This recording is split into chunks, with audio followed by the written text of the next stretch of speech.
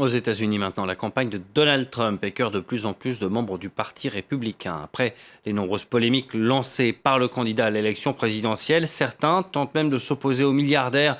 Plus de 70 républicains influents demandent l'arrêt du financement de sa campagne par leur parti. On en parle avec Charles Voisin, conférencier spécialisé en politique américaine.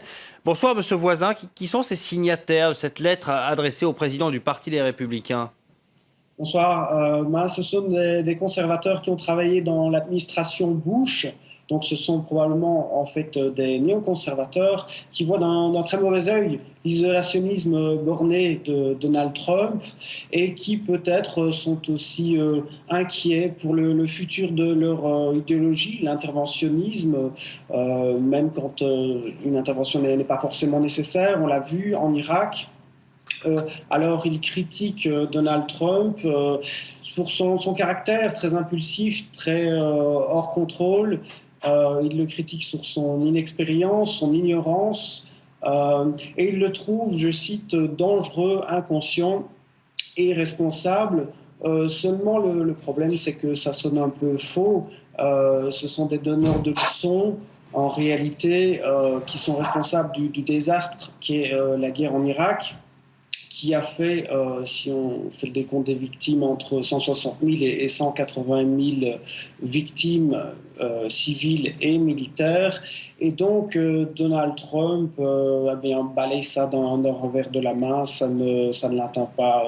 Il n'y a pas vraiment grand-chose qui arrête Donald Trump, qui s'enfonce un peu, puisque les sondages sont mauvais pour lui en ce moment.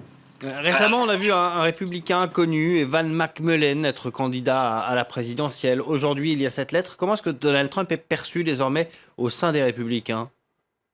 Alors, beaucoup sont inquiets, notamment les sénateurs dont le poste, le siège est en jeu en novembre, en même temps que le poste à la Maison-Blanche de la présidence.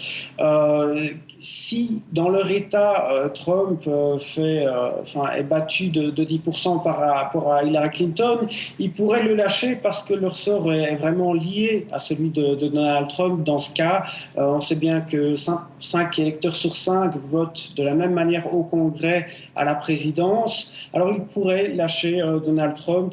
C'est déjà arrivé. Il y a une sénatrice qui a dit qu'elle ne voterait pas pour Donald Trump. Et alors oui, il y a cette candidature indépendante qui vient très tard. Monsieur McMullin est quelqu'un de strictement inconnu il ne pourra même pas en réalité s'inscrire dans les 50 États. Les dates sont dépassées pour vraiment s'inscrire comme candidat indépendant dans tous les États-Unis. Et puis, il est probable en fait qu'il ne participe même pas au débat présidentiel. Il est même moins connu, pour tout vous dire, que les nominés. Il y en a d'autres, des partis minoritaires, ultra-minoritaires, comme le Parti libertarien et le Parti des Verts. Merci. Merci beaucoup, Charles Voisin, pour cet éclairage.